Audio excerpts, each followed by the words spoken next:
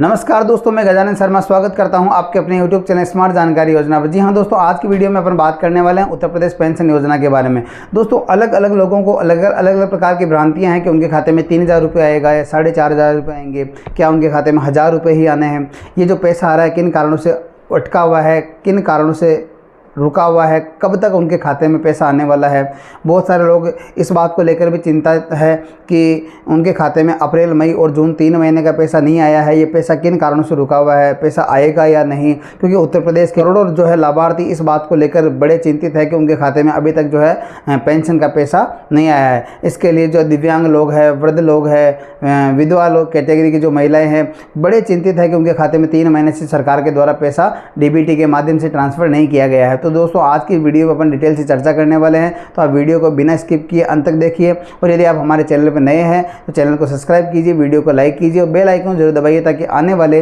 नए वीडियो आपको सबसे पहले मिलता रहे। तो दोस्तों, आज की वीडियो में अपन डिटेल से बात करने वाले हैं उत्तर प्रदेश पेंशन योजना के बारे में। सबसे पहले तो अपन बात करते हैं उत्तर प्रदेश पेंशन योजना की। तो दोस्तों, मुख्यमंत्री आदित्यनाथ जी के द्वारा योगी आदित्यनाथ जी के द्वारा इस बात की पुष्टि की गई है कि जो वृद्ध कैटेगरी के लोग हैं, विधवा कैटेगरी के लोग हैं और जो दिव्यांग लोग हैं, उनके खाते में अभी तक जो है किसी के भी खाते में जो है पैसा ट्रांसफ़र नहीं किया गया है। पहले दूसरी बात अपन बात करते हैं, हाँ कुछ लोग ऐसे हैं जैसे दिव्यांग हो गए और विधवा कैटेगरी की जो महिलाएं होती है, उनके खाते में 3 महीना यानी अप्रैल, मई और जून महीने का कुछ लोगों के खाते में पैसा ट्रांसफ़र किया गया है, जबकि सब लोगों का पैसा उनके खाते में ट्रांसफ़र नहीं हुआ है। तो पहले तो इस बात को ध्यान रखें कि सब लोगों के खाते में इसका पैसा नहीं आया है। दूसरी बात, वृद्ध कैटेगरी की जो लोग हैं उनकी बात करते हैं। बुजुर्ग लोगों के खाते में अभी तक एक भी पैसा ट्रांसफ़र नहीं किया गया है, अभी तक एक भी पैसा ट्रांसफ़र नहीं किया गया है। ध्यान रखिए इस बात का। तो कोई भी लोग इस बात को लेकर भ्रमित नहीं हो कि उनके खाते में किसी के खाते में पैसा आया है, किसी के खाते में पैसा नहीं आया है। तो मैं इस बात को पहले बात तो क्लियर कर देता हूं कि जो वृद्ध कैटेगरी के लोग हैं उनके किसी के भी खाते में अप्रैल, मई और जून 3 महीने का पैसा अभी तक उनके खाते में ट्रांसफ़र नहीं हुआ है। जबकि जो विधवा कैटेगरी के लोग हैं और दिव्यांग कैटेगरी के लोग हैं, उनमें से कुछ लोगों के खाते में पैसा ट्रांसफ़र हुआ है, जो कि पैसा अब ये जो है जुलाई के लास्ट, बोले तो अभी जुलाई का लास्ट ही चल रहा है, लेकिन जुलाई का अगर आप मान लो 30 जुलाई मान लो, 31 मान लो, या अपन अगस्त का फर्स्ट वीक मान लो, उसमें 100% आपकी जो है 3 महीने की एक मुश्त किस्त, बोले तो हज़ार मिलाकर 3,000 रुपये की जो है किस्त आपके खाते में 100% ट्रांसफ़र कर दी जाएगी। दोस्तों, अब अपन बात करते हैं कि बहुत सारे लोग इस बात को लेकर भी बड़े मतलब यूँ फेक अफवाहें फैला रहे हैं कि उनके खाते में इस बार उनके जो है 3,000 रुपये आएगी। बहुत सारे लोग कह रहे हैं कि 4,500 रुपये आएगी। तो मैं आपकी इस बात को क्लियर कर देता हूँ कि जो भी पेंशन के जो हकदार लाभार्थी है, उन लाभार्थियों के खाते में प्रति महीने 1,000 रुपये के हिसाब से ही पेंशन राशि आनी है।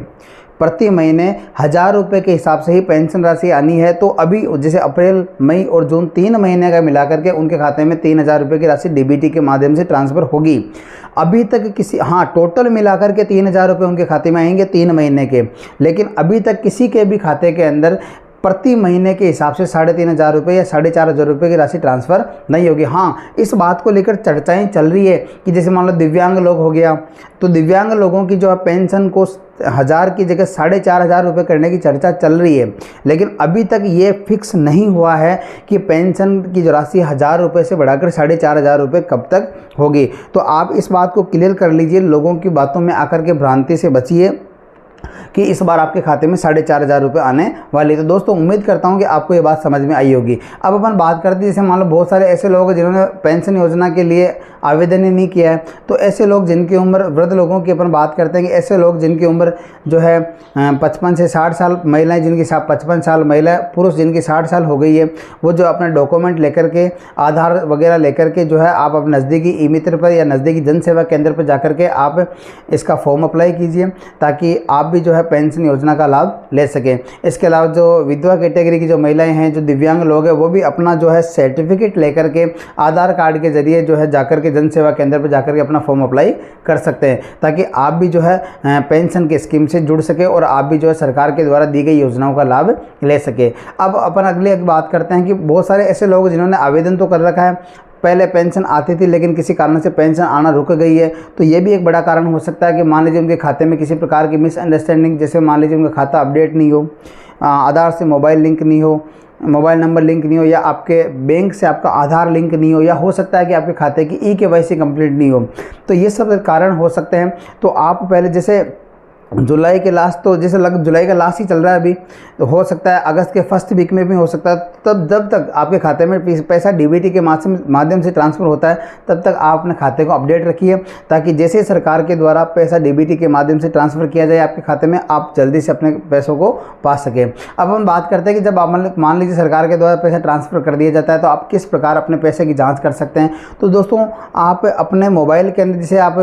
फ़ोनपे वगैरह या गूगल पे वगैरह चलाते हैं, पेटीएम वगैरह चलाते हैं, तो उसके ऊपर जाकर के आप अपना जो पैसे का ट्रांसफ़र, जो पैसे की जानकारी देख सकते हैं। मान लीजिए कोई व्यक्ति अगर मान लो ये नहीं चलाता है, फ़ोन नहीं चलाता है, या मान लो इस प्रकार के एप्लीकेशन का उपयोग नहीं करता है, तो नज़दीकी ई-मित्र पर जाकर के, जन सेवा केंद्र पर जाकर के भी आप जो है आधार